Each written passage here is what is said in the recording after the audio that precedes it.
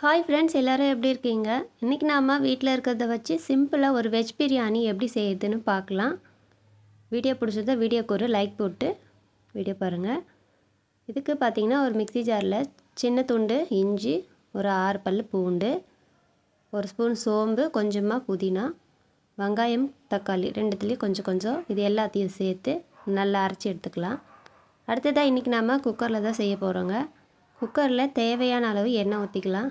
நான் ஒரு 4 table spoon எண்ணெய் ஊற்றிருக்கேன். எண்ணெய் சூடானதுக்கப்புறமா ஒரு 4 கிராம்பு, ஒரு அன்னாசிப்பூ, ஒரு கடற்பாசி, ஒரு பட்டை, ஒரு இலை சேர்த்துக்கலாம். இது நல்லா பொரிஞ்சு நல்லா வாசனையாக இருக்குது. இப்போ நாம் இதுக்கப்புறமா ஒரு 2 வெங்காயத்தை கட் பண்ணி போட்டுக்கலாம். வெங்காயம் நல்லா வதங்கி வரட்டுங்க. இப்போ பாருங்கள், வெங்காயம் நல்லா வதங்கி வர ஆரம்பிச்சிருக்கு. இப்போ நம்ம அரைச்சி வச்சுருக்கிற அந்த பேஸ்ட்டை நம்ம சேர்த்துக்கலாம். சேர்த்துட்டு அதையும் நல்லாவே கலந்து விட்டுடலாம். அந்த மசாலாவோட பச்சை வாசனை எல்லாம் போகட்டும். அதுக்கு அடுத்ததாக நாம் இது கூடவே தக்காளி சேர்த்துக்க போகிறோம். இப்போ காரத்துக்கு நாம் ஒரு 3 பச்சை மிளகாயை கட் பண்ணி சேர்த்துக்கலாம். இந்த ரைஸ்க்கு காரம்னு பார்த்தீங்கன்னா பச்சை மிளகாய் மட்டும்தான். அதனால் நீங்கள் உங்கள் காரத்துக்கு ஏற்ற மாதிரி பச்சை மிளகாயை சேர்த்துக்கோங்க. அடுத்ததாக 2 தக்காளியை கட் பண்ணி சேர்த்துக்கலாம். இதில் ஒரு தக்காளி பார்த்தீங்கன்னா நான் மிக்சிலே போட்டு அரைச்சி ஊற்றிருக்கேன். ஒரு தக்காளி மட்டும்தான் கட் பண்ணி சேர்த்துருக்கேன். தக்காளி வெங்காயமெல்லாம் நல்லா வதங்கி வரட்டும். இப்போ நாம் இது கூடவே 2 டேபிள் ஸ்பூன் தயிர் சேர்த்துக்கலாம். சேர்த்துட்டு அதையும் நல்லாவே கலந்து விட்டுக்கலாம்.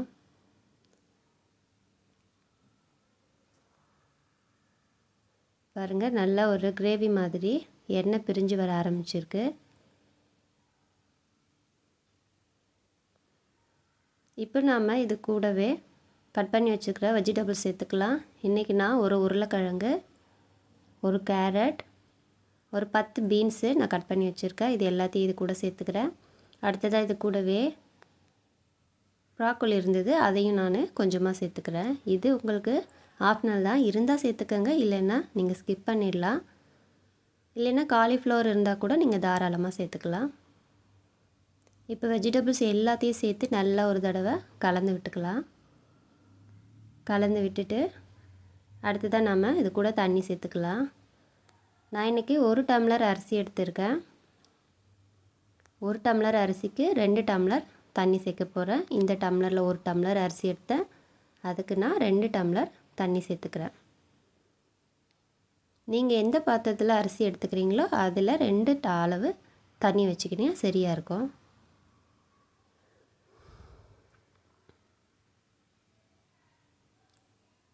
அடுத்ததாக நம்ம ஊற்றின தண்ணி நல்லா கொதிக்க ஆரம்பிக்கணும். இப்போ நம்ம உப்பு சேர்த்துக்கலாம். அதுக்கு தேவையான உப்பு சேர்த்துட்டு நல்லா கலந்து விட்டுட்டு இப்போது க்ளோஸ் பண்ணலாம் வேண்டாம். இது நல்லா கொதிக்க ஆரம்பிக்கணும். கொதிக்கும்போது தான் நம்ம க்ளீன் பண்ணி வச்சுருக்கிற அரிசியை இது கூட சேர்த்துக்கலாம். 1/2 ஹவர் நல்லா ஊற வச்சு க்ளீன் பண்ணிவிட்டு தண்ணி ஃபுல்லாக வடிகட்டிட்டு பாருங்கள், தண்ணி நல்லா கொதிக்க ஆரம்பிச்சிருக்கு. இப்போ நாம் அரிசியை இது கூட சேர்த்துக்கலாம்.